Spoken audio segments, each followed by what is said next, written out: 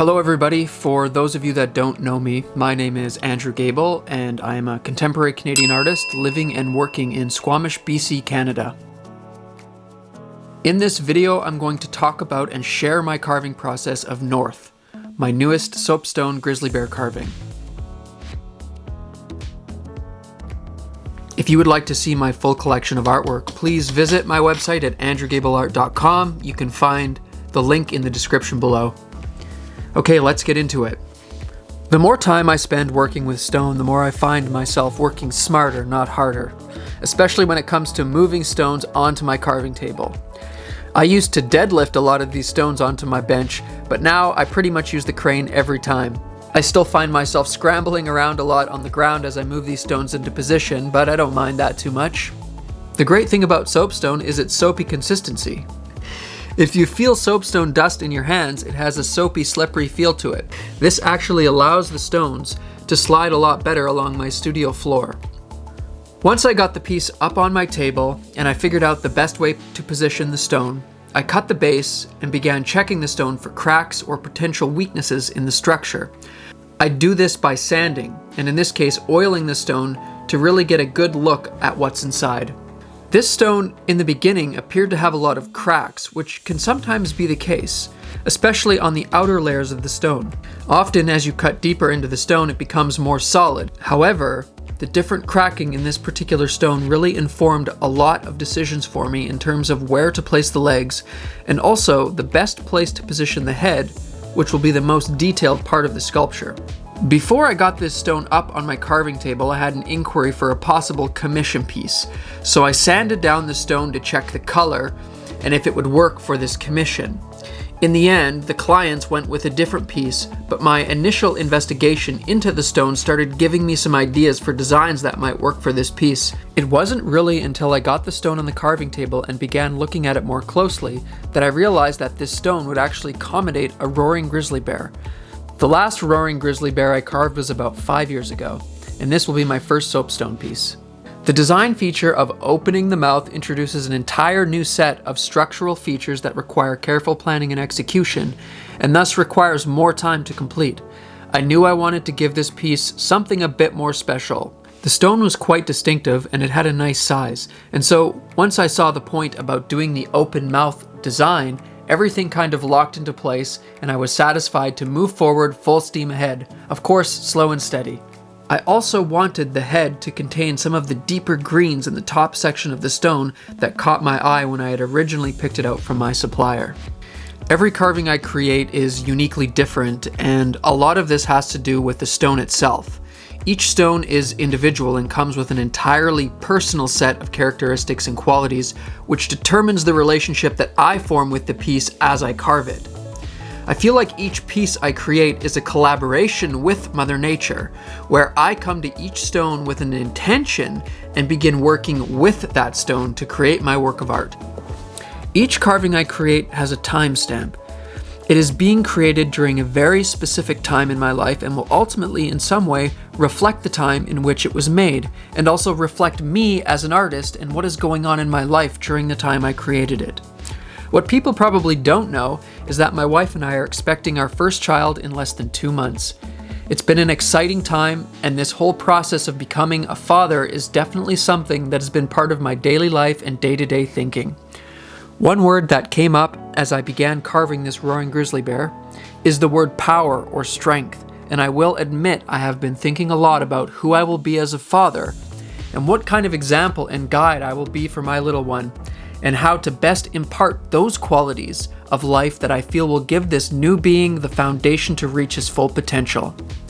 I feel the greatest feats of power and strength are actually not necessarily physical, but are more internal, like changing behaviors, or working with those inner qualities and dimensions of self that determine so much of who you are and thus what your life becomes. As you will see in my other videos as well, I often begin with the head and move from there into the body.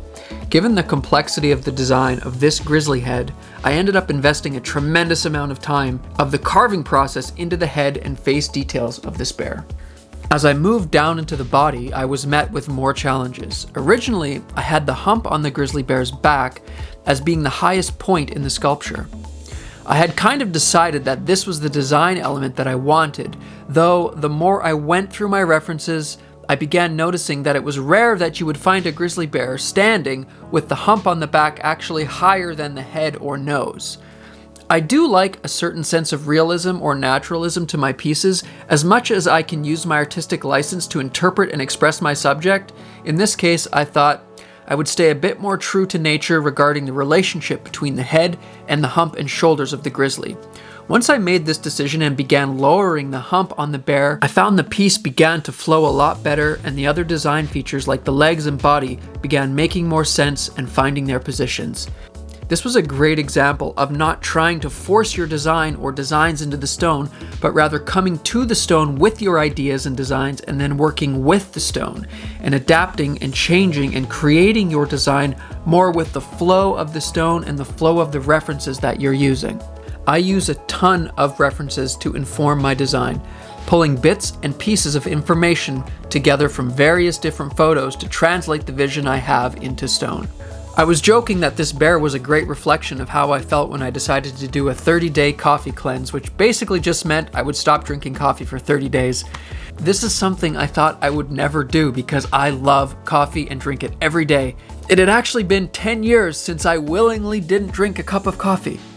But I decided it would be interesting to take away this thing that I love and see who I am without it. Coffee is something that I have depended on a lot over the years to get me through the day or just give me a moment of peace when I'm facing challenges. I decided it would be a nice exercise to let go of coffee for a moment and practice depending and relying directly on myself as who I am at my core.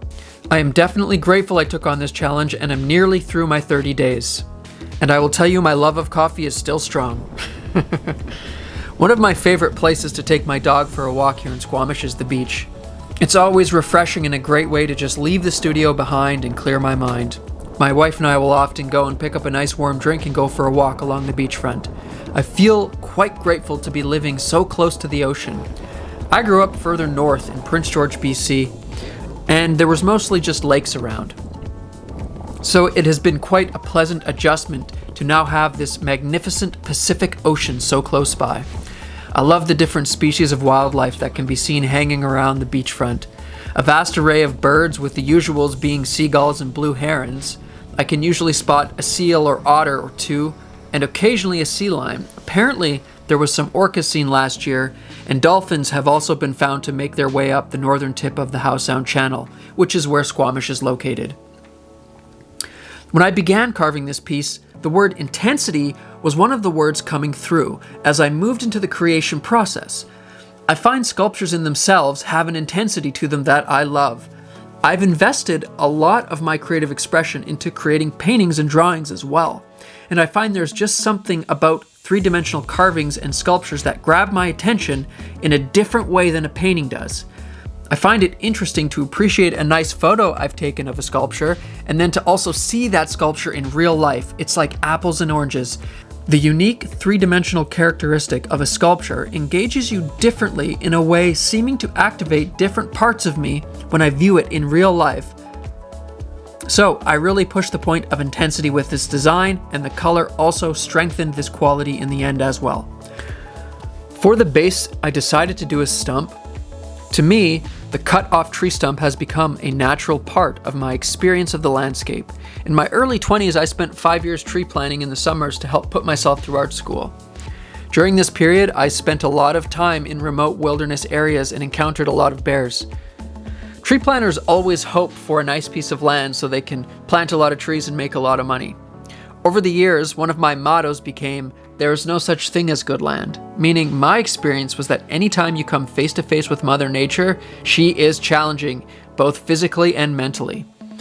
I remember one instance I was planting away and planted a line of trees over this nice big hill.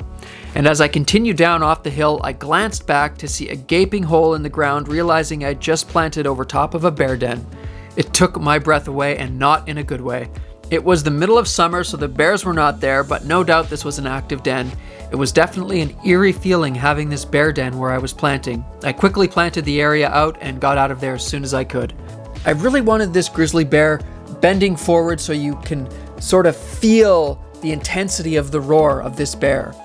I wanted one leg suspended in the air, and I decided to put one leg on a stump, with the roots of the stump running down connecting to the back leg. This gives the piece a solid structural integrity. I find my designs are often a combination of form and function, where it is important to integrate practical considerations such as, will this piece be safe during the shipping process, or are there areas of this piece that would be prone to breaking? So I take these points into consideration as I'm creating my work of art. Placing the stump was also an opportunity to include parts of the stone that are going to be unpolished and have a little bit of texture, giving the piece some contrast in color and texture. The title North came up towards the end of the carving process, and I thought it would make a great title for this piece. I kept the name inside me until the piece was completely finished. I sometimes find that the title changes or aligns depending on the final color. As I oiled this sculpture and the color was revealed, I found the title North became even stronger as the perfect name for this piece. To me, the word North represents strength. I think of the versatility, strength, and resilience it takes to survive and thrive in the northern wilderness. The first impression that washed over me as I oiled this stone and saw the color for the first time was how diverse it was. There were so many unique parts of this stone, and to me this symbolized the diversity of the ecosystems that support the animal kingdom. I could see all of the 4 elements of nature in this stone: earth, air, water, and fire. The intensity of the color of the stone complemented the intensity of the design of the roaring grizzly bear perfectly. Overall, this piece turned out quite successful and will make a unique and rare addition to anyone's collection. It's definitely not your typical bear carving, and I'm curious to see who connects with this piece in the end. Feel free to comment and subscribe if you would like to follow my journey as an artist in this world. If you're interested in this piece or any of my other work, please visit my website, or feel free to contact me through private message. I've placed a link to my website in the description below. Thank you everyone for joining me for this creative process, and I look forward to connecting with you in the future.